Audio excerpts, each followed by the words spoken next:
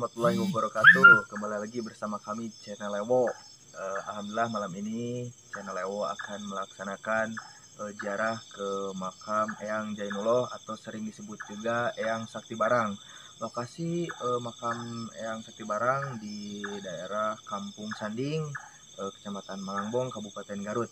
Terus bersama kami, tonton terus channel Ewo.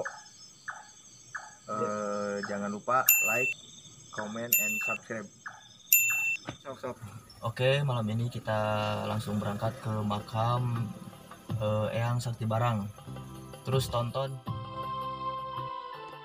Eyang Sakti Barang, Wali Zainullah atau sering disebut juga Eyang Sakti Barang. Pada waktu kecil atau sebelum masuk Islam, nama aslinya adalah Artakara, putra dari seorang tokoh di kampung Cimuncang yang bernama Braja Sakti. Braja Sakti adalah keturunan Raja Galuh dari Ciamis.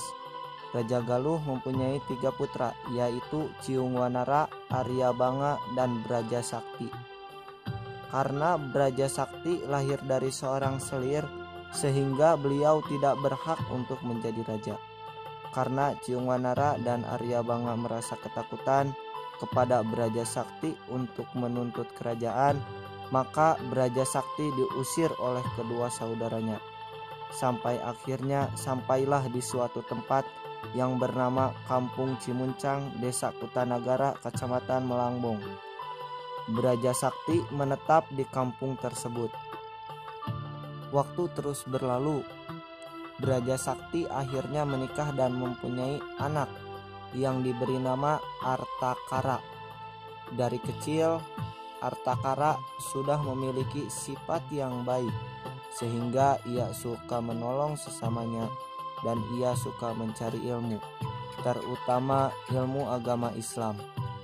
Beliau mencari ilmu agama Islam dimulai dari Cirebon, kemudian ke Demak, sampai ke Tuban. Di Cirebon, beliau berguru ke Sunan Gunung Jati. Pulang dari Tuban, Artakara mengislamkan orang tuanya, Braja Sakti yang masih Hindu. Pulang dari Tuban, Artakara mengislamkan orang tuanya, yakni Braja Sakti yang masih beragama Hindu. Setelah itu, beliau menyebarkan agama Islam di beberapa tempat dengan cara menyamar sebagai tukang kebun. Alkisah, di suatu tempat ada seorang saudagar yang banyak tanahnya. Kemudian Artakara melamar menjadi pekerja kebun dan diterima oleh saudagar itu. Karena pekerja di kebun itu banyak, maka pekerja itu masing-masing punya tugas khusus. Ada pekerja kebun, ada yang khusus sebagai pengantar makanan, sekaligus ada juga yang sebagai tukang masak di dapur. Pada suatu hari, petugas yang mengantarkan makanan bagi pekerja kebun itu belum datang untuk mengantarkan makanan. Sampai siang belum juga datang, sampai waktu duhur tiba juga masih belum juga datang. Sambil menunggu pengantar makanan datang, Artakara mencari tempat untuk melaksanakan sholat zuhur. Sebab tempat tersebut dikelilingi bukit dan bertebing, tidak ada tempat untuk melaksanakan sholat. Lalu Artakara melihat pohon pisang yang sudah tua. Kemudian Artakara melakukan sholat zuhur di atas daun pisang. Tapi aneh, daun pisang itu tidak patah atau rusak. Ketika Artakara sedang melakukan sholat, datanglah si pengantar makanan. Melihat kejadian itu, si pengantar makanan pun merasa kaget dan kagum karena pohon pisang itu tidak roboh sama sekali. Kemudian si pengantar menceritakan kejadian yang telah dialaminya kepada saudagar kaya. Mendengar berita tersebut, kemudian saudagar memberhentikan Artakara sebagai pekerja di ladang. Kemudian diperintahkan untuk bekerja di rumahnya. Setelah Artakara bekerja di rumahnya, ternyata saudagar itu mempunyai seorang putri yang cantik yang bernama Nyimas Gelis. Kemudian beliau menikahkan putrinya dengan Artakara.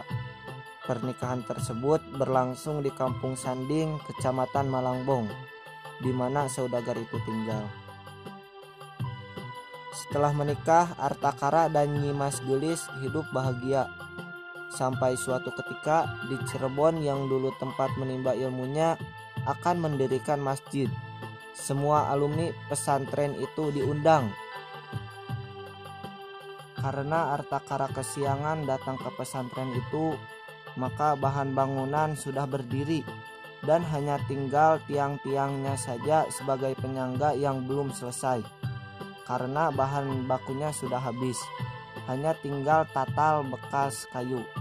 Kemudian Artakara menyuruh pekerja yang lain untuk mengumpulkan tatal-tatal itu. Dengan kesaktian ilmunya, tatal-tatal tersebut diusapnya. Dan sekali usap, tatal-tatal itu berubah menjadi tiang agung yang berukir.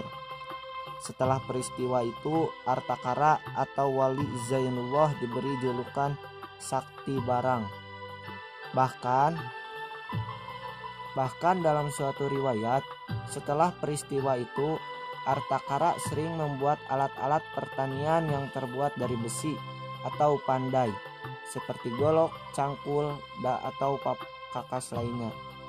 Sebagai pandai besi, Artakara sangat berbeda dengan pandai besi lainnya. Karena dalam pembuatan pakakas tersebut, Artakara menipiskan besi yang telah dipanaskan hanya dengan jari-jarinya untuk membentuk pakakas tersebut. Maka semakin banyak orang mengenalnya dengan nama Eyang Sakti Barang.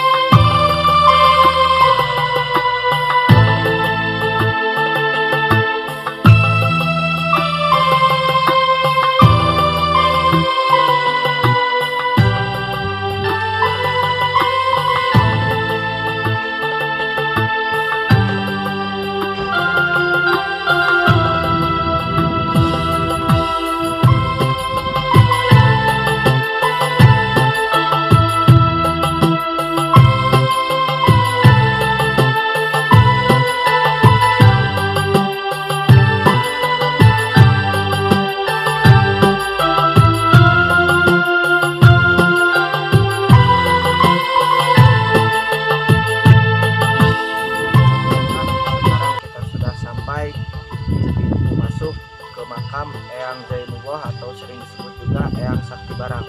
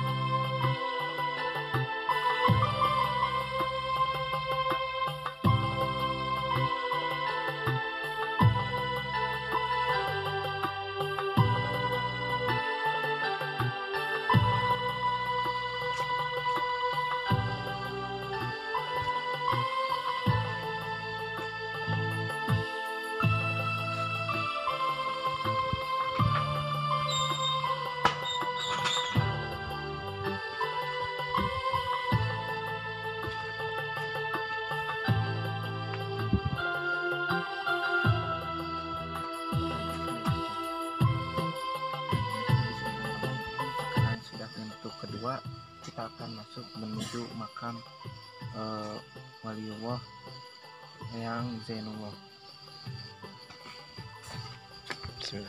Assalamualaikum.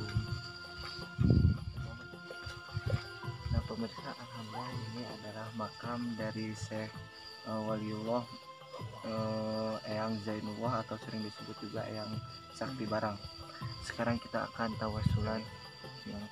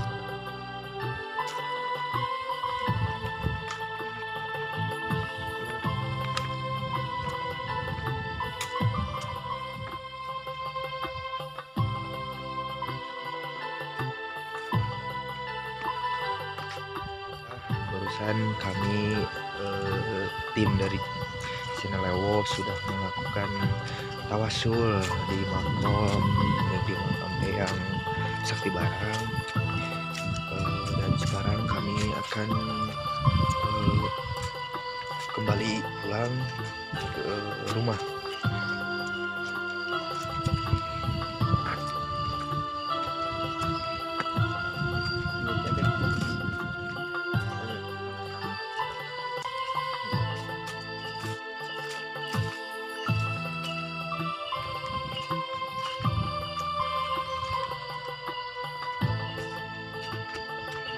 Orang mah dia benar inspirasi Pi.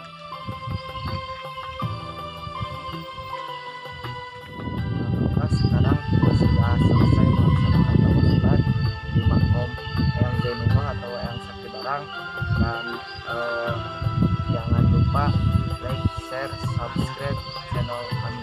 Terima kasih.